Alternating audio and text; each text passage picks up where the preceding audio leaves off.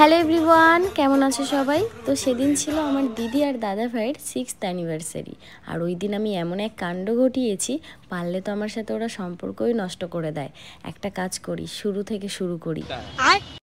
সেদিন ছিল the 1st of December, আমার দিদি এবং দাদা ভাইয়ের অ্যানিভার্সারি। আর আমি সেটা একদমই ভুলে গেছি। আমি জানি না কেন এই দিনটা ভুলে গেলাম। যখন আমার মনে পড়লো, আমি তাড়াহুড়া করে আমার ফ্রেন্ডকে নিয়ে চলে গেলাম বাজারে। এই যে মেয়েটাকে দেখতে পাচ্ছ, তোমাদের সাথে আলাপ করিয়ে দিই।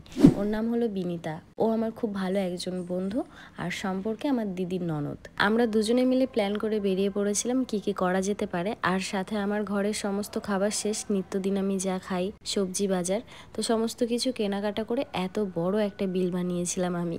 সাথে জিনিসগুলো বাড়িতেও আনতে পারিনি, নেক্সট ডে আমাকে ডেলিভারি করে দিয়েছিলেন তারা। আমার ঘরের প্রয়োজনীয় জিনিসগুলো কেনাকাটা করার পর আমি চলে গিয়েছিলাম একটা কেকের দোকানে।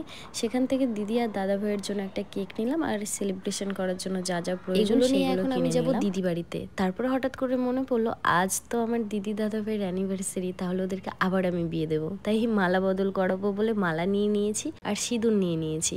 এবার আমরা যাব দিদি বাড়িতে। দিদি বাড়িতে পৌঁছে গিয়ে দেখি সবাই ওখানে উপস্থিত রয়েছে। আমার দিদির ননদ, নন্দে জামাই, আর সাথে আরও ভাই বোন ছিল, দিদির ননদ দেওররা, যারা সবাই মিলে আমরা প্ল্যান করে দিদি আর দাদাভাইকে সারপ্রাইজ দেওয়ার চেষ্টা করেছিলাম। তো আমি আমার দিদির কাছে সরি চেয়ে নিয়েছি প্রথমেই, দাদাভাইকেও সরি।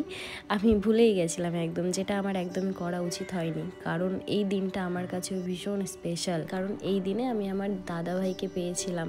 আমার খুব কাছের একজন প্রিয় মানুষ, বন্ধু বলতে পারো। সে আমাকে নিজের বোনের মতো ভালোবাসে, আগলে রাখে আর আমাকে সম্মান করে। তাই আমার মনে হয়েছিল এই দিনটা সত্যি আমার ভুলে যাওয়া একদম উচিত হয়নি। আমার যখন মনে পড়েছিল না যে আমি আমার দিদিকে আর দাদাভাইকে রাইট 12টায় উইশ করতে পারিনি, মন খারাপ হয়ে গেছিলো। এগুলো বাচ্চামো জানি, তবুও কেন জানি না মনে হয় যে ওই 12টা বাজবে, সাথে সাথে উইশ করা, ওটা একটা আলাদা অনুভূতি। মন বলে প্রিয় মানুষকে যদি টাইম মতো উইশ না করতে পারি, তাহলে আর কিসের এই জীবন আমার। আর তার থেকেও বেশি ভয় লাগে যে আপন মানুষটাকে আমি যদি টাইম মতো উইশ না করি, সে তো আমার সাথে সম্পর্কই রাখবে না। ওই যে পাপটা করে ফেলবো আমি, এরপর আমার কোনো ক্ষমাই হবে না। টাইম মতো উইশ করা হয়নি।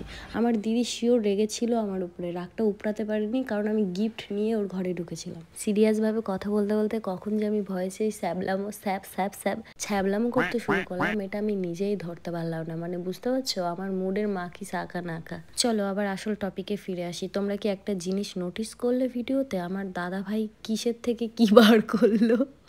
সোনার প্যাকেট থেকে আমার দিদির জন্য একটা গোল্ডেন ওয়াচ বার করলো। আমার দিদির রিয়াকশনটা দেখেছিলে? ভেবেছে বর সোনা এনেছে, এখন দেখে ওখান থেকে ডায়মন্ড বেরোচ্ছে।